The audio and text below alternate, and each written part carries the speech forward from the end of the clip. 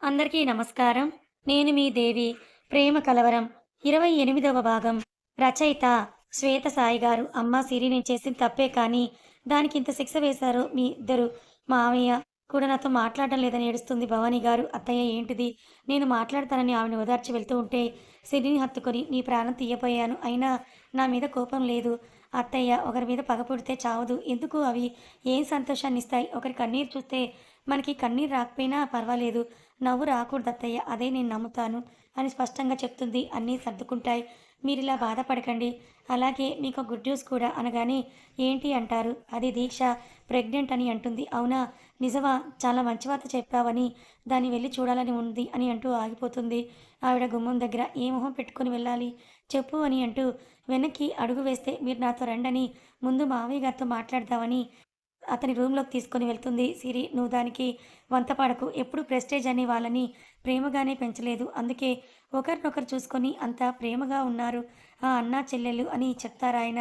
"ప్రతి మనిషి కూడా తప్పులు చేస్తారు మావయ్య. అది తెలుస్తుంది. కానీ భార్య మీద ప్రేమతో మీరు ఇన్నేళ్ళు ఏమీ అనలేదు తనని. ఆ రోజే కనుక మీరు కోప్పడకపోవడం మీదే కదా తప్పు అని అంటే ఇప్పుడు నాదే తప్పని అంటున్నావా సిరి చివరికి?" అని అడుగుతారు. "లేదు అందరి ఫాల్ట్ ఉంది. సరిదిద్దుకుందాం అంటున్నా. కలిసిమెలిసి సంతోషంగా ఉందామని చెప్తున్నానని" చెప్తుంది సిరి. "ఈ ఒక్కసారికి క్షమించండి ప్లీజ్. ఇంకోసారి ఇలా జరగనివ్వను. ఈ టైంలో దీక్షకి మనందరి అవసరం ఉంది" అంటూ ఆయన కాళ్ళ మీద పడతారు భవానీ గారు. అందరూ ఓకే కానీ విక్రమ్ ఒప్పుకోడని భయంగా ఉంది అంటే, "నేనున్నాను కదా మావయ్య" అని చెప్తుంది సిరి. "నేను నీకే చేస్తే నువ్వు అందరినీ చూసుకుంటున్నావని" ఆమె గొప్పగా చెప్తుంది. దీక్ష ప్రెగ్నెంట్ అని తెలిసి రాఘవేంద్ర గారు సంతోషిస్తారు.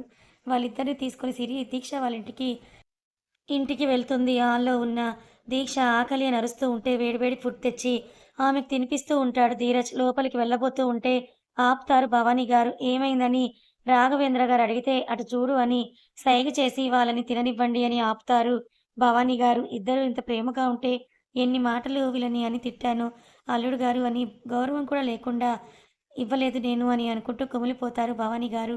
ఆమెకి తృప్తిగా తినిపించి వెళ్తూ ఉంటే లోపలికి వెళ్తారు ముగ్గురు. అది చూసి సంతోషంగా ఫీల్ అవుతాడు ధీరజ్. "అరే వదిన రా లోపలికి" అని అమ్మని చూసి కూడా సిరితో మాట్లాడుతూ ఉన్న దీక్షను చూసి "నాతో మాట్లాడవా" అని అడిగితే, అయినా దీక్ష చూడకపోతే నన్ను క్షమించు దీక్ష అని అంటారు.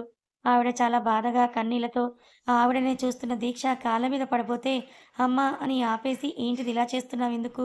నేను చేసిన దానికి చాలా చిన్నది దీక్ష. నాదే తప్పు. మీ ప్రేమని అర్థం చేసుకోలేకపోయాను. ఇంకొకసారి ఇలా చెయ్యను. ప్లీజ్ నువ్వు ఇంటికొచ్చేసేయ్" అని అడుగుతారు. "అమ్మ ఇవన్నీ వదిలేస్తాం కానీ నా భర్తకి అవమానం జరిగిన ఆ ప్లేస్‌కి మాత్రం నేను రాను" అని ఖచ్చితంగా చెప్పేస్తుంది దీక్ష. ధీరజ్ చేయి పట్టుకొని, "బాబు నువ్వైనా తనతో చెప్పు. నిన్ను తక్కువ చేసినా నేనే నీకు అమ్మగా మారి అడుగుతున్నాను. వచ్చేయండి అక్కడికని" చెప్తారు. "ఇంక మీ విషయంలో ఎటువంటి తప్పులు జరగవు. నేను హామీ ఇస్తున్నానని" ఆవిడ చెప్పడంతో, "అయ్యో ఎందుకు అత్తయ్య అంత పెద్ద మాటలు? మీరు బాధపడకండి. మీ అమ్మాయి నేను ఎప్పటికీ మీ వాళ్ళమే. నాకంటూ మీరు కాకుండా ఇంకెవరున్నారు చెప్పండి. కాకపోతే మేమిక్కడ ఉంటేనే నాకు మర్యాద, మీకు మర్యాద" అని అంటాడు. "లేదు రావాలని ఎంత చెప్పినా వాళ్ళిద్దరూ వినరు. సరే ఇప్పుడు నెలలతో ఉన్నావు. చాలా జాగ్రత్తగా ఉండాలి నువ్వు. అన్నయ్య ఎలాగూ మొదటి కాన్పు పుట్టింట్లోనే జరగాలి కదా! దీక్ష డెలివరీ వరకైనా తను పుట్టింట్లోనే ఉంటుంది. వచ్చేయొచ్చు కదా" అని సిరి అడుగుతుంది వాళ్ళిద్దరిని. "నువ్వు ఆఫీస్‌కి వెళ్ళిన తర్వాత ఒక్కతే ఉండాలి. తను చూసుకోవడానికి ఎవరూ ఉండరు ప్లీజ్" అని అడుగుతుంది సిరి. "ఎలాగైనా ఒప్పించాలంటే నీ తర్వాతే సిరి. సరే వెళ్దామని" దీక్షతో అంటాడు ధీరజ్. అప్పటికే ఇంటికి వచ్చిన విక్రమ్ అందరూ కలిసొస్తున్న వాళ్ళని చూసి ఆలోచనలో పడతాడు. "విక్కీ చూడు అత్తయ్య గారు మారిపోయారు. ఆవిడనే వెళ్లి దీక్ష, ధీరజ్‌ని క్షమాపణ అడిగి మరీ తీసుకొనొచ్చారు" అని చెప్తుంది సిరి. "అయ్యిందా నీకు తిరగడం? నేనొచ్చేసరికి ఇంట్లో ఉండాలని తెలీదా నీకు" అని కోపంగా అడుగుతాడు విక్రమ్. "అది కాదు విక్కీ. అందరం కలిసి హ్యాపీగా ఉందాం. గొడవలు వద్దని" అంటున్న ఆమె భుజం పట్టి లాగి, "అందరూ ఉండండి. నేను మాత్రం ఆమెను క్షమించలేను. నీ కడుపులో దిగిన కత్తిపోటు నా గుండెల్లో ఇంకా పచ్చిగానే ఉంది. అదే ఆ రోజు నువ్వు అడ్డు రాకపోతే అది నా బెస్ట్ ఫ్రెండ్‌కో లేదా దీక్షకో తగిలేది. ఏం జరిగినా మీ ముగ్గురిలో ఎవరో ఒకరిని పోగొట్టుకునేవాడినే కదా! లేదా నీకే ఇంకాస్త గట్టిగా తగిలి ఉంటే ఏంటి నా పరిస్థితి? నాకు కనిపించకుండా పోయేదానివే కదా!" ఆ ఊహే నన్ను ఆవిడ మీద కోపాన్ని తగ్గనీయడం లేదు. "ఆవిడతో మీ ఇష్టం వచ్చినట్టు ఉండండి. నేను మాత్రం ఆవిడ గారిని క్షమించలేనని" రూమ్‌లోకి వెళ్తాడు. వెళ్తూ ఆగి త్వరగా లోపలికి రాకపోతే డోర్ వేసేస్తాను అని చెప్తాడు కోపంగా. ఆయన "అంతేలే మీరు కూల్ అవ్వండి. నేనున్నాను కదా" అని అంటుంది సిరి. అందరికీ చెప్పి వాళ్ళని డిన్నర్ చేయమని చెప్పి అతని కోసం ఫుడ్ తీసుకొని లోపలికి వెళ్తుంది. అది చూసి ఎందుకు నాకు నచ్చని పనులే చేస్తావని ఆమె భుజం చూస్తాడు. అతని పట్టుకి ఎర్రగా అయిపోయి ఉంటుంది. ఏమీ కాలేదులే తిను అంటే తినిపించంటాడు. అతనికి పెడుతూ ఆమె తింటుంది. ఇద్దరూ తినేసి ఆమె వెళ్తుంటే ఒక 10 మినిట్స్‌లో రాలేదంటే ఏం చేస్తానో నాకే తెలీదంటాడు. బయటకు వెళ్లి ప్లేట్ పెట్టేసి ఎలాగోలా నేను మీ అబ్బాయిని ఒప్పిస్తాను. కానీ చాలా టైం పడుతుంది. మీరేం ఆలోచించకుండా పడుకోండి అని చెప్పి దీక్ష ఏం కావాలన్నా ఒక ఫోన్ కాల్ చెయ్యి అని చెప్పి వెళ్ళిపోతుంది సిరి. ఆమె వెళ్ళేసరికే లేట్ అవ్వడంతో అతను ఫోన్ చూస్తూ ఉంటాడు. అరే విక్కీ! నేనొచ్చాను కదా! ఇంక ఫోన్ తీయి అంటుంది. అతను వినడు. కోపంగా చూస్తే అయినా తీయడం లాక్కున్నా మళ్ళీ తీసుకుంటాడు ఫోన్ని. అయితే ఫోన్ తీయవు సరేలే అని అంటూ అతను తిరిగిన వైపు వెళ్ళి ఆమె నడుము కనపడేలాగా ఎక్స్‌పోజ్ చేస్తుంది. అది చూసి చెయ్యి వెయ్యబోయి ఆగిపోతాడు. నైట్ డ్రెస్ కాస్త కిందకి లాక్కొని విక్కీ ఉక్కపోతగా ఉంది. కాస్త ఏసీ పెంచు అని టాప్ పైకి అంటూ ఊపుతూ ఉంటుంది. నడుము పైకి కనపడేలాగా చేస్తున్న ఆమె చేష్టలకి కష్టంగా ఆపుకొని ఇంకోవైపు తిరుగుతాడు. ఓహో! అయ్యగారు బ్రహ్మచారి దీక్ష తీసుకున్నారా? సరే నేను చూస్తాను అటువైపు వెళ్ళి టాప్‌ని కాస్త కిందకు లాగి అతని వైపు తిరిగి చేతి మీద వాలి చూడు ఎంత తక్కువగా ఉందో నీ పేరుకే చెమట పడుతోందని అతనికి నేను చూపిస్తుంది. అది చూశాక తనకి కంట్రోల్ మిస్ అవుతుంది. ఆమె ప్రేమ కనిపించక అతను దూరంగా ఉండలేడు.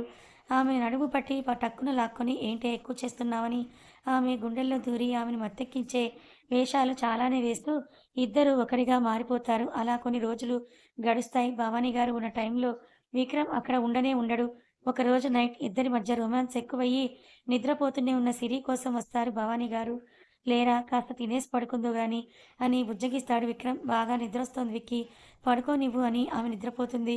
నువ్వు తినేసి ఆఫీస్‌కి వెళ్ళు బాయ్ అని నిద్రపోతుంది. అక్కడే ఉన్న భవానీ గారు నువ్వు వెళ్ళు విక్రమ్ టైం అవుతోంది తనకి నేను తినిపిస్తాను అని టిఫిన్ తేవడానికి వెళ్తారు. ఆమె నుదుటి మీద ముద్దిచ్చి నైట్ నన్ను రెచ్చగొట్టడం, ఉదయం ఇలా అలసిపోవడం నీకు బాగా అలవాటైపోయిందే. నువ్విలా ఉంటే నేనెలా వెళ్ళగలను ఆఫీస్‌కి? త్వరగా లేచి నాకు కాల్ చెయ్యని ముద్దుగా ముందుకు వచ్చిన ఆమె పెదవులతో తాకి వెళ్ళిపోతాడు అక్కడి నుంచి. ఆమె లేచిన తర్వాత విక్రమ్‌కి కాల్ చేసి 4 తిట్లు తినిపించుకుంటుంది అతనితో.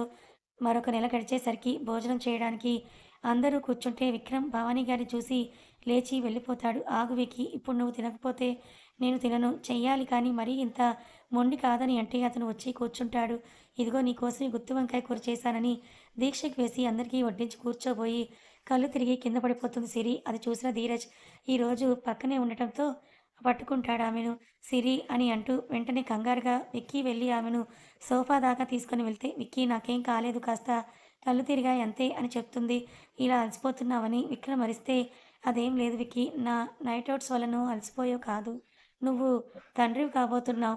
అందుకు వచ్చిన అలసట ఇది అని అంటుంది. ఏంటి నిజమా అని ఆమె ముఖం పట్టుకొని అడుగుతాడు. అవును నిజమే అని చెప్తుంది. నీళ్లు నిండిన కళ్ళతో ఆమె ముఖమంతా ముద్దులిచ్చి థాంక్స్ రా అంటాడు. అతన్ని హగ్ చేసుకొని ఆమె కూడా థాంక్స్ చెప్తుంది. ఇద్దరిని అలా చూస్తూ ఉంటే అందరికీ సంతోషంగా అనిపిస్తుంది. అందరూ ఆమెని, దీక్షని చాలా భద్రంగా చూసుకుంటారు. నారాయణ గారు మాధవ్ గారి అక్కడికొచ్చి స్వీట్స్ తెచ్చి వాళ్ళని చూసి వెళ్ళిపోతారు. కావ్యకి నెలలు నిండడంతో రాలేక కాల్ చేస్తుంది సిరికి. ఏం చేస్తున్నావురా అని స్పీడ్‌గా వెళ్ళి దీక్ష చేతుల్లోనే ఉన్న బట్టలు తీసుకొని నీకెందుకు ఇవన్నీ అస్సలు చేయొద్దని చెప్పాను కదా అని కసురుతాడు ధీరజ్. అబ్బా! బాగా బోర్ కొడుతోందిరా ఏం చేయాలి అని అడుగుతుంది. అలా బయటికి వెళ్దాం రా అని అంటూ ఆమెను తీసుకొని బయటికి వెళ్తాడు ధీరజ్. వాళ్ళని చూసి నవ్వుకొని రూమ్‌లో డీప్ స్లీప్‌లో ఉన్న సిరిని చూసి ఆ పక్కన చేరి బొజ్జ మీద చెయ్యి వేసి నా బంగారం కదా అమ్మని అస్సలు ఇబ్బంది పెట్టకే చక్కగా అమ్మ ఏం తిన్నా నువ్వు అదే తినేసేయ్. నువ్వు ఊసేస్తే అమ్మకి వామిటింగ్ అవుతుందిరా అని చిన్నపిల్లోడు లాగా మెల్లిగా చెప్తూ ఉంటాడు. అది విన్న పాపకి ఏం అర్థమైందో మరి కాస్త కదులుతుంది. ఓకేనా లవ్ యూ రా అని చీరని కాస్త పక్కకి అని ఆమె బంప్ మీద ముద్దు పెడతాడు విక్రమ్. అతని చేష్టలకి నిద్రాభంగమైన సిరి మేల్కొని ఏంటి శ్రీవారు నాతో కాకుండా నీ కూతురితో మాట్లాడుతున్నావా అని అడుగుతుంది. ఏం ప్లాన్ చేస్తూ ఉన్నారు ఇద్దరు కలిసి అని అడుగుతుంది. అతని తల నిమురుతూ ఏముంది బయటకు వచ్చాక నా పార్టీ ఉండాలని అడుగుతున్నాను అని ఆమెనే చూస్తూ చెప్తాడు. అబ్బో ముందే బుకింగా అని అంటుంది నవ్వుతూ. ఎస్ అంటుంటే నువ్వెన్ని చెప్పినా అది నా పార్టీనే. స్నానం ఫుడ్ అవన్నీ కూడా నీ వల్ల కాదు. పాలు నువ్వు ఇవ్వలేవు కదా అని ఆమె గొప్పగా చెప్తే ఆమె దగ్గరికి వచ్చి కూర్చొని అబ్బో గొప్ప ఆ పాలు కూడా నేనే పిండి బాటిల్లో తీసుకొని ఇస్తానులే అని చెప్తాడు కొంటెగా. అవ్వా విక్రమ్ సిగ్గులేదు నీకు అంటుంటే నీ దగ్గర నాకెందుకు సిగ్గు అసలు నీ కడుపులోకి తెచ్చింది నేను ఈ బంగారాన్ని అంటాడు బుగ్గ మీద ముద్దిస్తూ. ఆమె గుండెల మీద వాలి అతని చేయి చేస్తున్న పనులకి ఒకటే ఇస్తుంది. ఏంటి అని వెనక్కి తీసుకుంటాడు. మరేంటి నీ గోల అని అడుగుతుంది.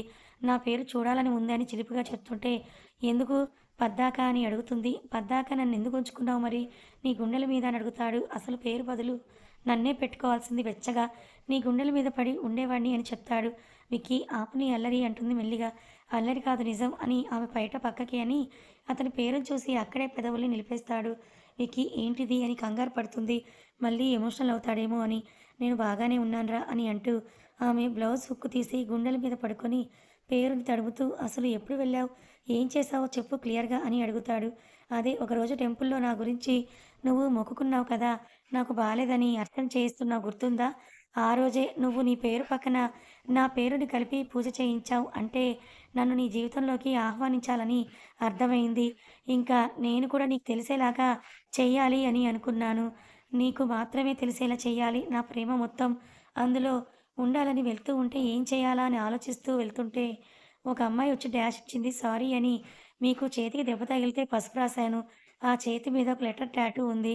అది చూడగానే నాకు వెంటనే నేను వేయించుకోవాలని అనిపించింది. అక్కడి నుంచి డైరెక్ట్‌గా టాటూ వేసే ప్లేస్‌కి వెళ్ళాను. అక్కడ అందరూ హ్యాండ్ ఫింగర్స్ వేస్తూ ఉన్నారు. నేను అలా ఎక్కడ వేయించినా అందరికీ తెలుస్తుంది.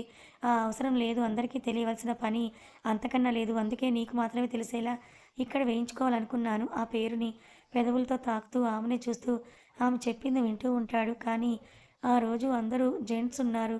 ఒక అమ్మాయి అప్పుడే డ్యూటీ అయిపోయి వెళ్ళిపోబోతుంటే తనని బ్రతిమిలాడి వెళ్లకుండా ఆపి వేయమని చెప్పాను. సరే రండని లోపలికి తీసుకొని వెళ్ళింది.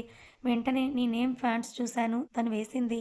అంతే అని అన్న ఆమెని విక్కీ అని ఉన్న అక్షరాల మీద కొరికేస్తాడు. ఆ అని అంటూ ఆమె పైకి లేచి నొప్పి అని అతను చేయి పట్టుకుంటుంటే అప్పుడు నొప్పి అనిపించలేదా నీకు మరి అని అడుగుతాడు. ఆ కాస్త ఉంది.